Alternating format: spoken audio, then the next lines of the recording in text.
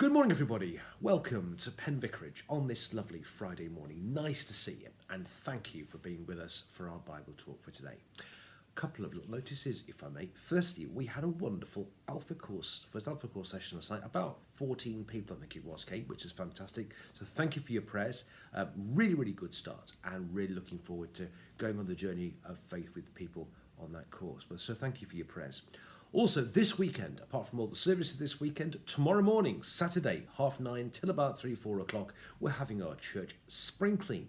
If you are free tomorrow, we'd love it if you can come along with your second, third best clothes and do a bit of dusting, cleaning, whatever. Let's make our church really spick and span. If you're free tomorrow, anytime from about 9:30 onwards, we'd love to see you. But to our Bible talk for today. We are in the Gospel of Matthew. Put the glasses on, and we're in chapter 16. And I'm going to start reading today verses 13 to 28. So Matthew 16, verses 13 to 28. Now when Jesus came into the district of Caesarea Philippi, he asked his disciples, "Who do people say the Son of Man is?" And they said, "Some say John the Baptist, but others Elijah, still others Jeremiah or one of the prophets." He said to them, "But who do you say that I am?" Simon Peter answered, "You are the Messiah, the Son of the living God." And Jesus answered him, "Blessed are you, Simon, son of Jonah, for flesh and blood has not revealed this to you, but my Father in heaven. And I tell you, you are Peter, and on this rock I will build my church, and the gates of Hades will not prevail against it. I will give you the keys of the kingdom of heaven. Whatever you bind on earth will be bound in heaven. Whatever you loose on earth will be loosed in heaven." Then he sternly ordered the disciples not to tell anyone that he was the Messiah. From that time on, Jesus began to show his disciples that he must go to Jerusalem and undergo great suffering at the hands of the elders and chief priests and scribes and be killed, and on the third day be raised. And Peter took him aside and began to rebuke him, saying, "God forbid it, Lord. This must never happen to you." But he turned and said to Peter, "Get behind me, Satan. You are a stumbling block to me, for you are setting your mind not on divine things, but on human things." Then Jesus told his disciples, "If any of you want to become my followers, let them deny themselves, take up their cross, and follow me. For those who want to save their life will lose it, and those who lose their life for my sake will find it. For what will it profit them if they gain the whole world but forfeit their life? Or what will they give in return for their life? For the Son of Man is to come with his angels in the glory of his Father, and he will repay everyone what has been done. Truly I tell you, there are some standing here who will not taste death before they see the kingdom, the Son of Man, coming in his kingdom." And this is the word of the Lord. Thanks be to God. Wow, very powerful and stirring stuff this morning. Three things, if I may, this morning. Firstly, Jesus has been with his disciples 2, perhaps 3 years. And in that time, they've seen a lot of amazing things done by Jesus. They've heard him say a lot of amazing things. And he's encountered opposition, and they spent 2 or 3 years with him. And finally, after this time, he sits them down. He goes to a place called Caesarea Philippi, and he sits them down, and it's almost like having a seminar at the end of all this. And he says to them, who do people say the Son of Man is? You know, who do people say Jesus is? And I guess it's a question which many people ask these days. I mean, how many late-night Channel 4 documentaries have been on this one? You know, who is Jesus? He's almost certainly the most famous person ever walked on this earth. I mean, pretty much everyone on the planet's heard of Jesus. But who is Jesus? I mean, there are lots of different opinions today. Some people say he's a prophet. Some people say he's a good bloke. Some people, like us, say he's a great deal more than that. But all sorts of opinions about who Jesus is. And Jesus here sits down with his disciples and says, who do people say the Son of Man is? And then, as now, people come up with all sorts of opinions. Some people say you're Elijah. Some people say you're one of the prophets, like Jeremiah, or one of these. Okay, so they have this discussion about all the different opinions about who Jesus is. But then Jesus kind of nails it down, and he says to them, and a bit like Kitchener pointing at the picture, "But you," he says, "who do you say that I am?" And I suppose, in a sense, that kind of is the question that we all have to face. Who do you and I say that Jesus is? People have all sorts of different opinions. But at the end of the day, in the words of Bucks Fizz, I think it was Bucks Fizz who said, there comes a time for making your mind up. We've all got to make up our own mind in our own life, who Jesus is. And I think that's the $60 million question, which we all have to answer.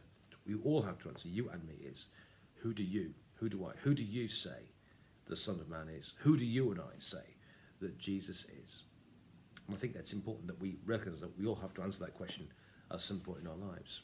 That's vital. The second point I want to raise this morning is about the person of Peter. I love Peter, and lots of people do, because he kind of, bless him, he's God's bundler, isn't he, really? And he always goes in with 2 feet. He doesn't hold back. He's not risk averse at all. He kind of goes blundering in with 2 feet. And he does this morning. And Jesus says to him, who do you say that I am? And Peter, of course, gets it spectacularly right. He says, you're the Messiah, the Son of the living God. And just for once, this occasion, Peter gets it absolutely spectacularly right. And Jesus is thrilled, and he says, from now on, you're going to be called Peter. And on this, which means rock, and on this rock, I'm going to build my church. And you've got because this has not been delivered. You've not worked this out for yourself. You've been shown this from heaven. He says, and from now on, you're going to be called Peter.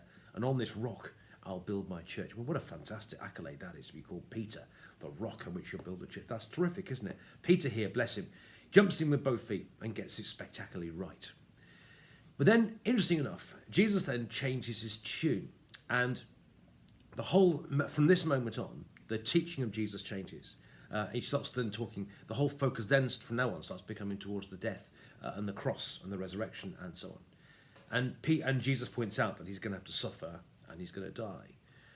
And at this point, having got it spectacularly right about calling Jesus the Messiah, Peter then, having been called the rock on which we build the church, in a matter of seconds even, Peter then gets it spectacularly wrong. And then a wonderful, typically human thing, he says, surely not you, Lord. This could never happen to you. No, we love you too much. This could never happen to you. You're the Messiah. This could never happen to you. And then Jesus says, get behind me, Satan, because you're thinking in a human way rather than God's way. And I think it's incredibly, beautifully ironic that 1 minute he's the rock on which he's going to build the church. And next minute he's saying, get behind me, Satan. So 1 minute he gets it spectacularly right. And next minute he gets it spectacularly wrong. And I suppose there's something rather lovely about this, actually, because if even rocks on which you could build a church can get it wrong, then I suppose in a sense so can we.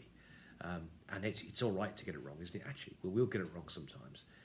But actually, if Peter did, then maybe we can too. And I think there's something rather lovely in that. The rock on which you build a church, next minute he's saying, get behind me, Satan. There's kind of something quite lovely in that. That when we get it wrong, and I think it tells us actually that we can, I think it was Martin Luther said we can sin boldly, that we can be brave in our Christian faith, that we can get it wrong sometimes. But like they say, better to have loved and lost than never to have loved at all, don't they? I think it's important that we actually go for it in our Christian faith, that we don't hide our lantern under a bushel. And I'm mixing metaphors here horribly. I think, like Peter, we can go with 2 feet, and I think that's all right. So the first thing we can ask ourselves is, we want to ourselves the question, who do you and I say that Jesus is? Secondly, let's look at the wonderful, the lovely story of Peter, how he gets it wrong, but yet he's still the rock on which he built the church. But then from here on, as I can say, the focus of Jesus' teaching changing. He talks about his death, but he also says, if anyone will come after me, he must take up his cross and follow me. And what does it gain a person if he gains the whole world but loses his soul, and so on? And I think it reminds us really that following Jesus means following Jesus, and our leader went to the cross. And I suppose it reminds us really that following Jesus has a cost, that it does mean a change of life, that it does mean changing our attitudes, that it means doing things differently, that it's about putting Jesus first. That following Jesus is not about joining some cozy club. It's actually about following a living Saviour who went to the cross for us. That loving in the Jesus way can be a costly thing, that it's a tough love, and that it carries with it a price. And it's about, instead of putting ourselves first, it's about putting Jesus first. It's about making Jesus king of our lives. And as I said, I think it reminds us that following Jesus is not about joining some cozy club. Actually, it has a cost. It's about putting him first rather than ourselves. In this country, it's unlikely to mean martyrdom as such, though it does for some people in the world today.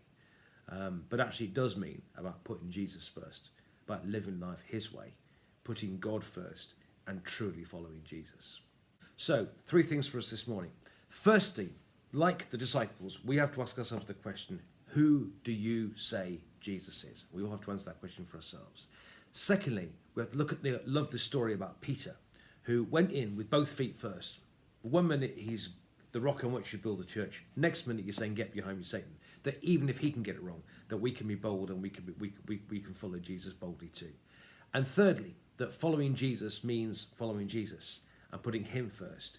We're not joining some cozy club, but it's about following him and living life his way and remembering what Jesus did for us, and that loving and living the Jesus way is a tough way, but it's a good way, and it's a way that leads to fullness of life too. Hope that makes sense. God bless you. Have a lovely weekend, and I'll catch up with you again on Monday.